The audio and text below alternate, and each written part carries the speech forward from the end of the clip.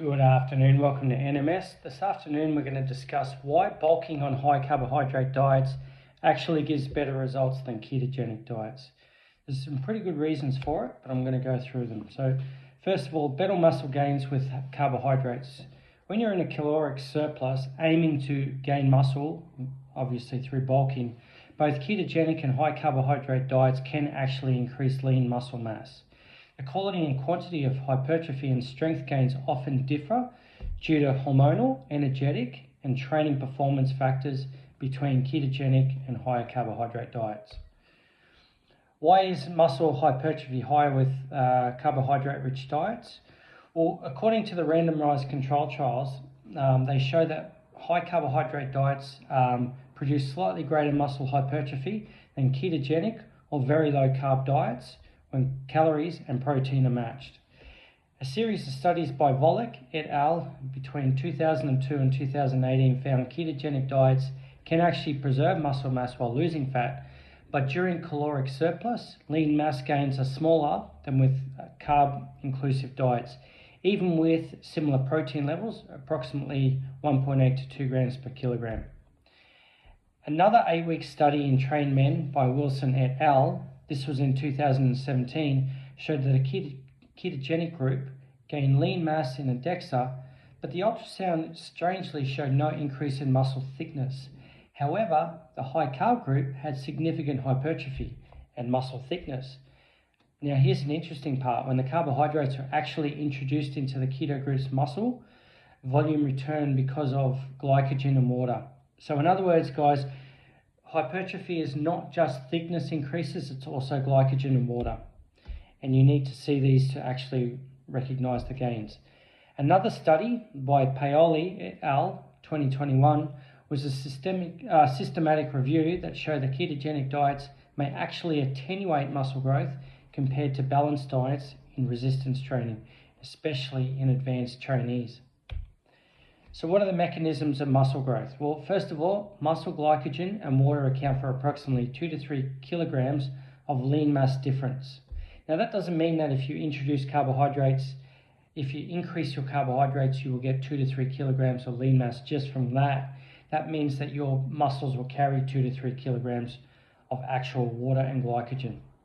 So total training workloads generally drop under keto since glycogen supports training volume, and this can actually limit progressive overload.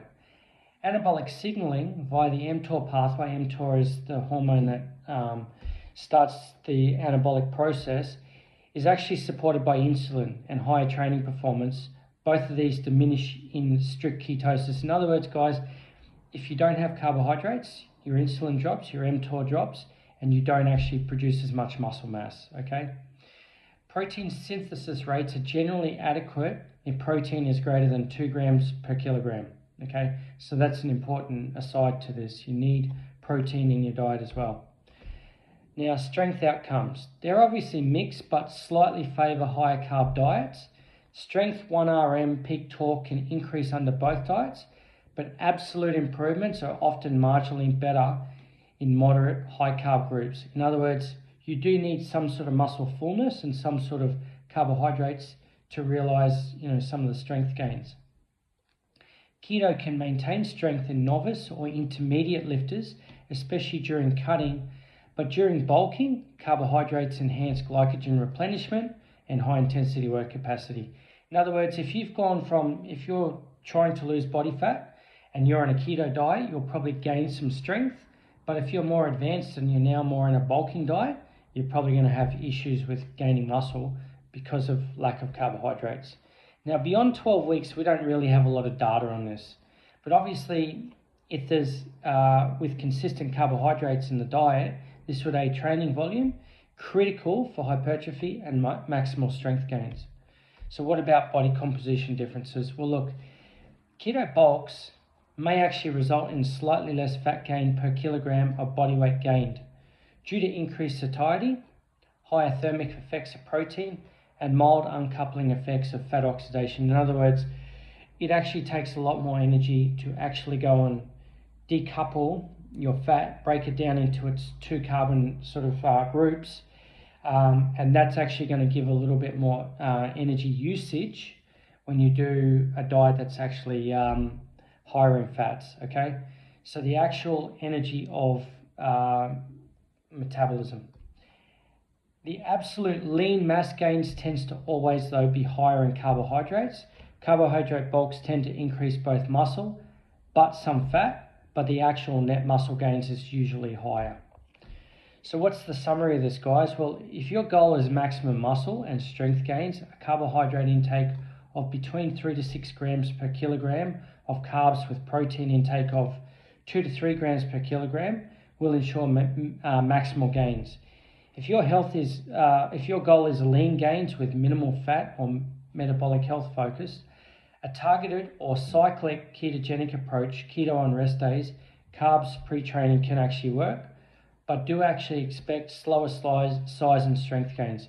My intake on this, guys, is, look, I've been doing weight training for 35 years, and I've never actually tried to bulk with doing, a lower carbohydrate, higher fat approach, but I have actually obviously done sort of more cuts on that approach.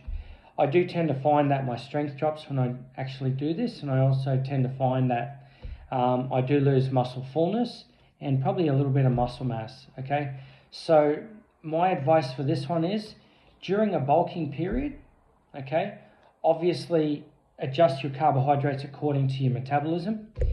If you're trying to stay relatively lean, obviously, control your carbohydrates to a point where you're not putting on too much body fat, okay?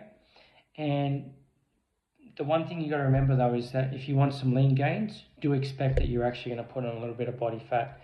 As long as you control it and you're not doing a massive bulk where obviously you're getting excessively overweight, you should be fine. Now, guys, if you can help me out, try to build my channel, like, comment, subscribe, and please do share my videos. Okay, it does help me. I'm trying to build my channel up and give you a lot more useful information. So please do share, do like, do comment, and I'll do a lot more useful videos. Thanks for your time, guys.